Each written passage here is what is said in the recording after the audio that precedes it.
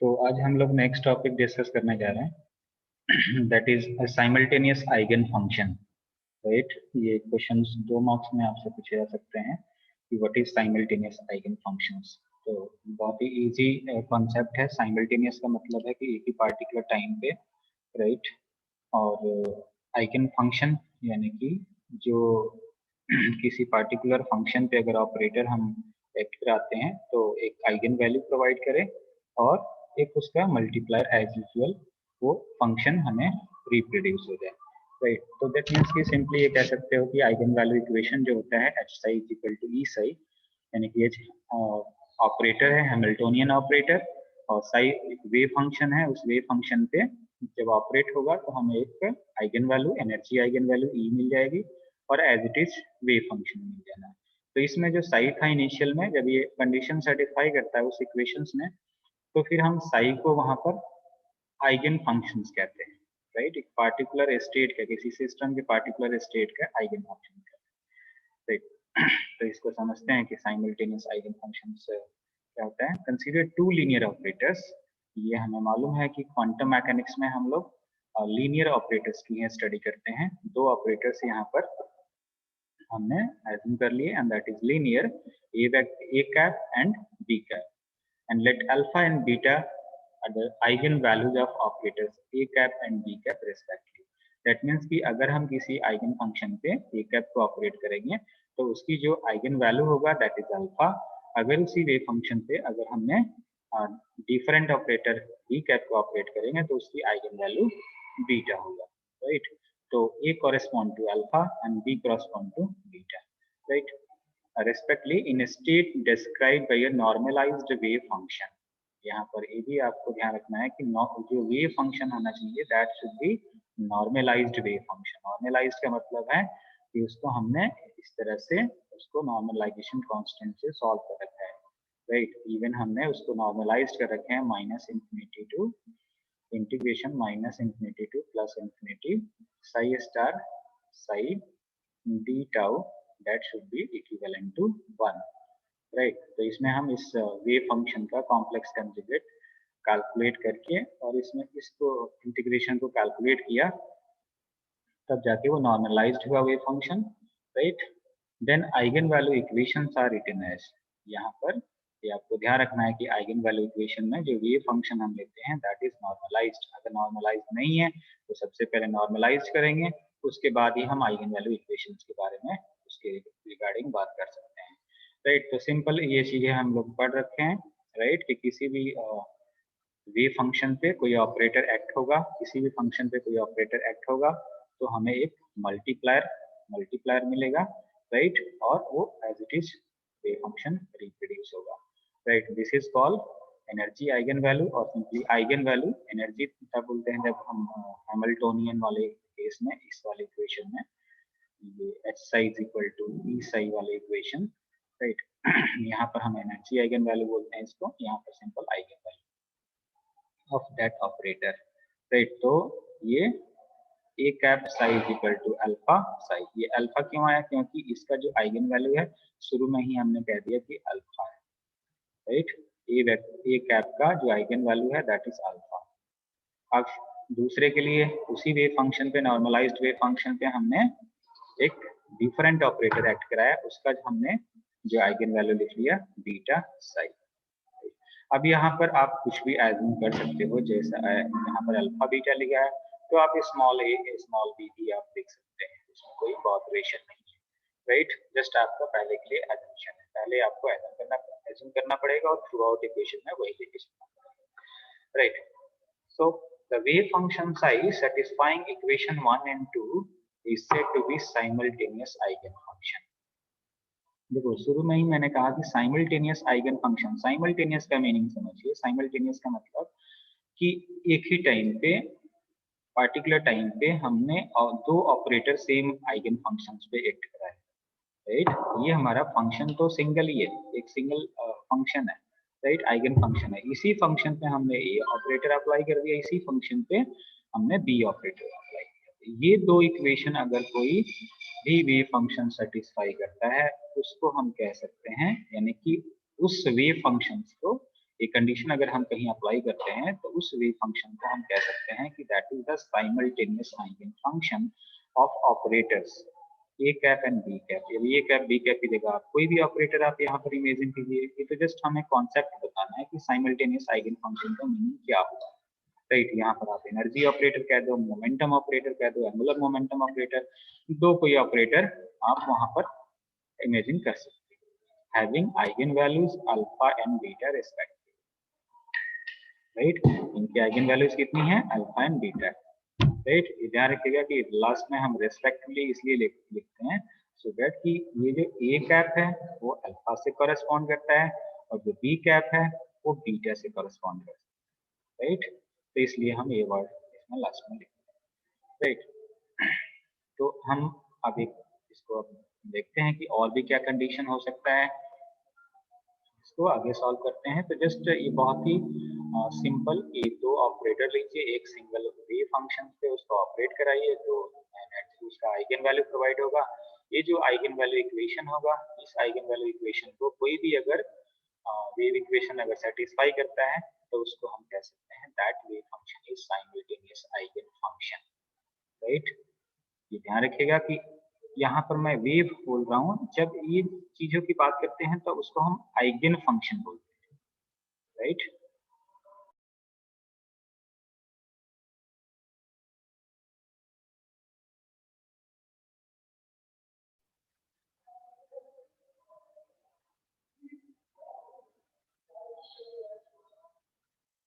देखिए, अब देखिए हम लोगों ने दो ऑपरेटर को साइमल्टेनियस इस वेव फंक्शन पे ऑपरेट कराया। B cap A cap psi is equal to, सबसे पहले ये ऑपरेटर एक्ट होगा ए कैप, तो ये हमें मालूम है फर्स्ट इक्वेशन से कि A cap psi is equal to alpha psi, next step में लिख दिया अल्फा साई, राइट। ये फिर B cap as it is यहाँ पर सेकंड स्टेप में लिखा है, राइट। अब अल्फा ये कांस्टेंट है तो उसको हमने बाहर कर दिया, ये ऑपरेटर इस पे एक्ट हो जाएगा वेव फंक्शन पे, राइट। तो हमने बी कैप को ऑपरेट करा दिया, तो सेकंड इक्वेशन से हमें सेकंड इक्वेशन से क्या लिख सकते हैं, बी कैप साई की वैल्यू बीटा साई, तो हमने बीटा साई लिख दिया, यानी कि ये हमारे पास आ गया अल्फा बीटा साई।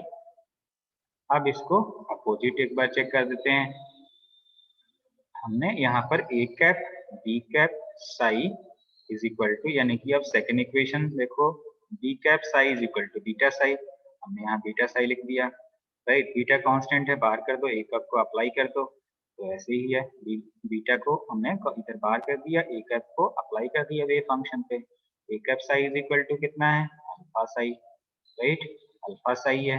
तो ये कांस्टेंट वैल्यू है, कांस्टेंट वैल्यू को आप इस तरह से 2 और 3 लिखो, 6 ही होना है, या 3 इंटू 2 लिख दो, 3 इंटू, एक तो इसमें इश्यू आता है, 3 इंटू 2 लिख दो,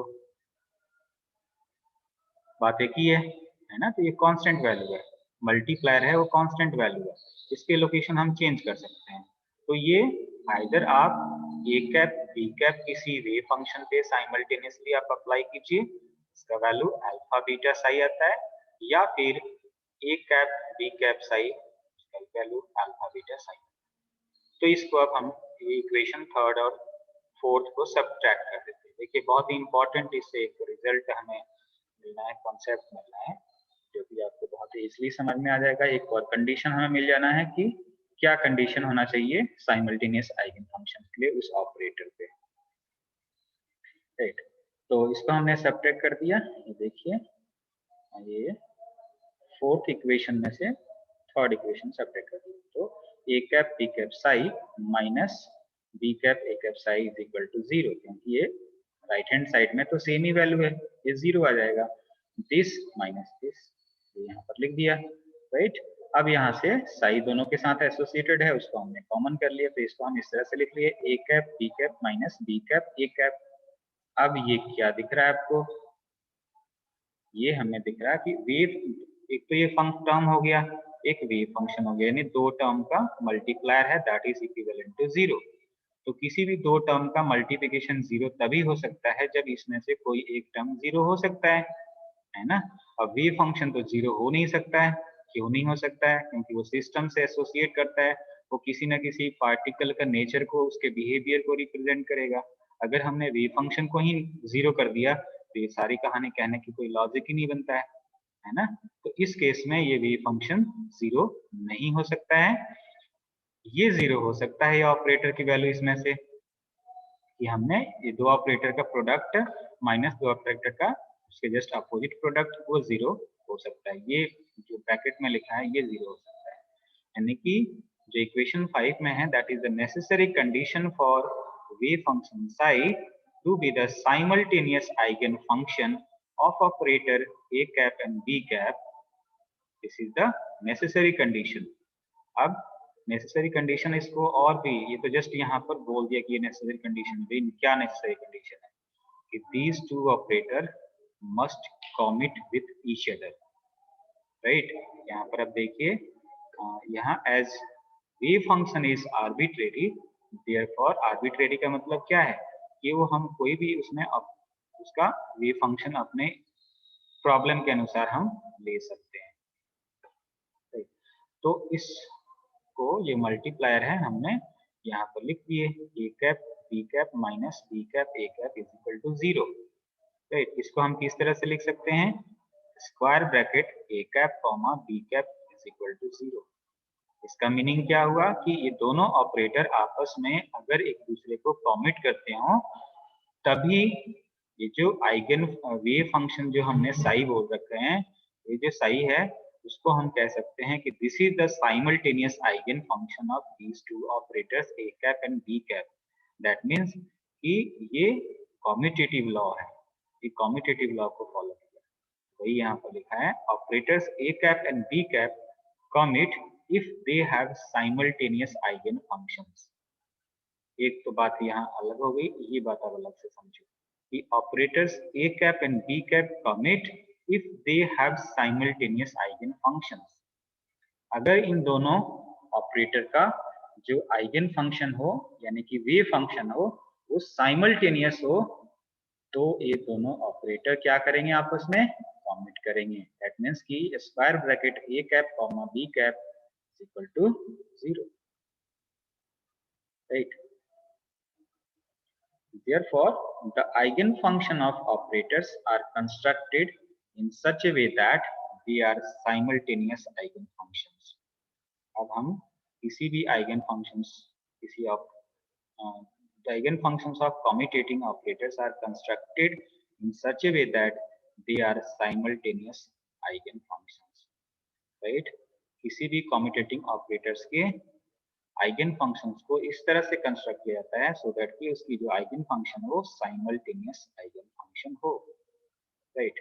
अब ये वाले पोर्शन में अभी डीजेनरेसी और नॉन डीजेनरेसी में आगे डिस्कस करेंगे। पहले इसको मैं ब्रीफ करता हूँ कि अब आपको बताना क्या है। इसमें दो चीजें आपको इसमें समझनी है।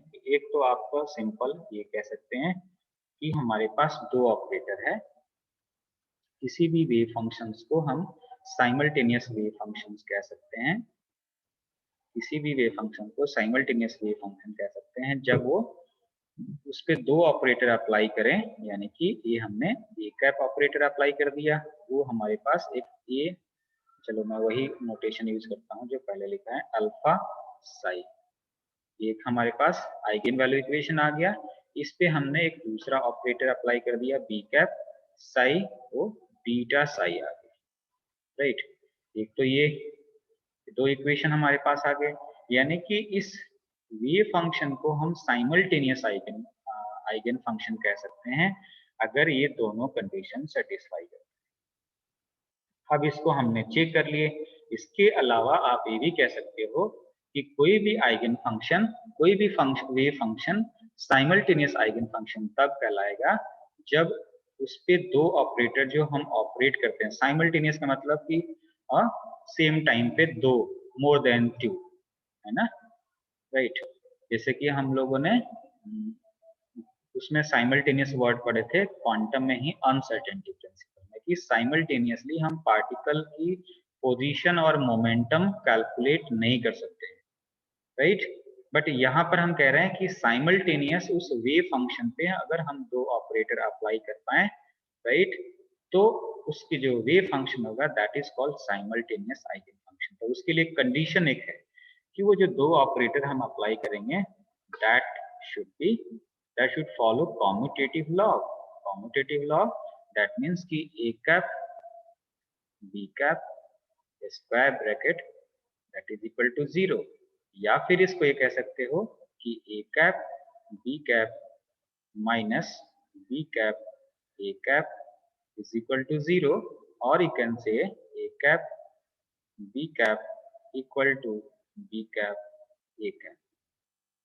यहाँ पे देखिए ये कॉन्सेप्ट, यानी कि हम अगर किसी यहाँ पर कोई वेव फंक्शन साई हमने ले लिए, इस पे दो ऑपरेटर हमने अप्लाई किए साइमल्टेनियस, उसकी वैल्यू जो दोनों ऑपरेटर की अगर हमने पोजीशन चेंज कर दिए और उस वेव फंक्शन पे अप्लाई किए तो भी उसकी वैल्यू क्या होगी, इक्वल आ गई, राइट। तो ये आपको ध्यान रखना है, राइट। अब हम लोग बात करते हैं आगे इसमें, let two linear operators a cap and b cap commute with each other, then that is a cap b cap is equal to 0। ये हमने अभी बताया, दो ऑपरेटर्स को हम इस तरह से लिख सकते हैं, राइट। तो a cap psi is equal to alpha psi, right, और b cap psi is equal to beta psi। इसको मैं जरा जूम करूं, ये टॉपिक अभी 5 to 6 मिनट्स में कंप्लीट हो जाएगा।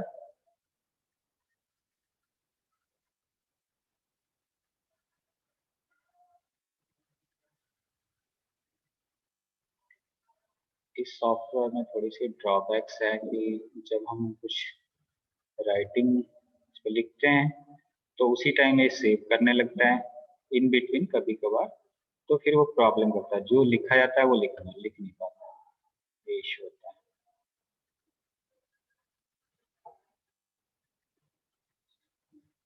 देखिए, तो operating it with operator B cap we get, ये उसी ऑपरेट पहले वाले इक्वेशन ए कैप साई पे हमने बी कैप को ऑपरेट करा दिया, राइट। तो ए कैप साई की तो पहले ही वैल्यू अल्फा साई था, राइट, बी कैप ऑपरेट कर दिया, तो अल्फा को हमने बाहर लिख लिया, कांस्टेंट टर्म होता है, राइट। तो ये बी कैप साई ऑपरेट हो जाएगा, यानी कि इसको हम इस तरह से भी लिख सकते हैं, A cap B cap psi is equal to alpha B cap psi. अब यहाँ पर देखिए इस वाले टर्म की value, if b cap psi not equal to 0, then b cap psi is the eigenfunction of the operator a cap having the same eigenvalue alpha। इसको समझिएगा, यहाँ से थोड़ी सी जो लास्ट टाइम आई थिंक जो कीरत और निखिल का एक क्वेश्चन था, तो इससे और भी थोड़ा सा आइडिया मिलेगा। डिजेनरेसी पूछे थे आप लोग, इसको कंसंट्रेट होकर समझिए, इससे क्लियर होगा कि हमने कहा कि एक पहले तो वेव फंक्शन साई था, उस पे हमने एक ऑपरेटर बी कैप ऑपरेट करके उसकी वैल्यू हमने लिख दिया अल्फा साई, राइट। उसी पे हमने बी कैप ऑपरेटर अप्लाई किया, तो उसकी इक्वेशन को हमने इस तरह से, अब यहाँ पर कंडीशन बनता है ये कि अगर ये बी कैप साई 0 नहीं है, then b cap psi is the eigen function of the operator, क्योंकि ये टोटल आइगन फंक्शन कहलाएगा, इस ऑपरेटर का a cap ऑपरेटर का ये आइगन फंक्शन हो सकता है, right, having the same eigen value alpha. देखो a cap का तो अल्फा आइगन वैल्यूज था, ये कंफर्म है पहले। अब हमने कहा कि ये टोटल जो आ रहा है हमारा टर्म, ये not equivalent to 0 है, and that is the eigen function and that correspond to the operator a cap, that correspond to the operator a cap। तब हम कह सकते हैं कि जो उसका भी जो वैल्यू है ऑपरेटर a cap को यहाँ पर हमने ऑपरेट किया तो अल्फा ही आइगन वैल्यू आया, राइट। यानी कि डिफरेंट वेव फंक्शन की सेम ही अगर आइगन वैल्यू आ जाए देन ये कंडीशन आ जाएगा। अब यहाँ पर दो कंडीशन आएगा, two different cases. If the eigen value alpha is non degenerate, यानी कि अल्फा की वैल्यू डिफरेंट नहीं है, नॉन डिजरेंट, यानी कि सिंगल ही है। There is only one state psi corresponding to the eigen value alpha. In this case, there must be one linearly independent eigenfunction belonging to the eigenvalue alpha. Hence, the eigenfunction b cap psi and psi must be linearly dependent. यानी कि b cap psi is equal to beta psi. Where beta is a number, कोई भी constant term हो सकता है. Therefore, psi is the simultaneous eigenfunction of the operator a cap and b cap. Right? दूसरे condition यहाँ पर अगर वो डीजेनरेट हो जाए, if the eigen value alpha is degenerate, that means there are two or more states corresponding to the same eigen value alpha, यानी कि जो यहाँ पर अल्फा वैल्यू आ रही है वो दो वेव फंक्शंस के से को रिलेट करे, तब उसको हम डीजेनरेट कहेंगे। राइट, तो इसके आगे ये सब कहानी नहीं बताने हैं, ये सब डिटेलिंग आपको नहीं इसमें डिस्कस करना है, ये यहाँ तक आपको कंप्लीट करना है। राइट।